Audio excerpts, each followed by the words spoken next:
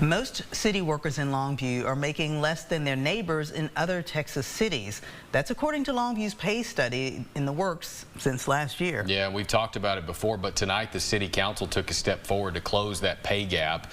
KLTV7's Andrew Culver shows us how they plan to keep good employees from walking out of the door.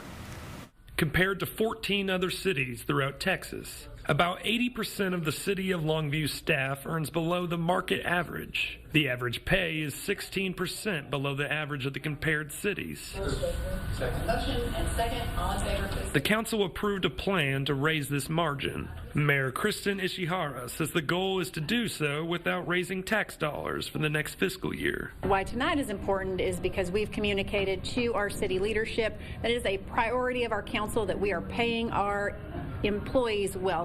The study shows that police and fire are near the market average, but civilian employees are underpaid for market at about 85%. That means they're making 15% less than their counterparts working in other cities, which also means that here in Longview, they could be easily recruited into the private sector.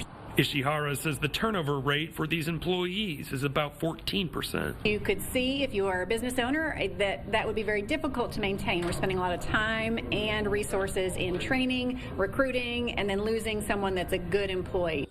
Ishihara says the market plan's main purpose is to retain and treat all city employees well. The planned cost estimate is a little over $2 million. We're approving tonight is just giving us the framework. Andrew Culver, KLTV7 News.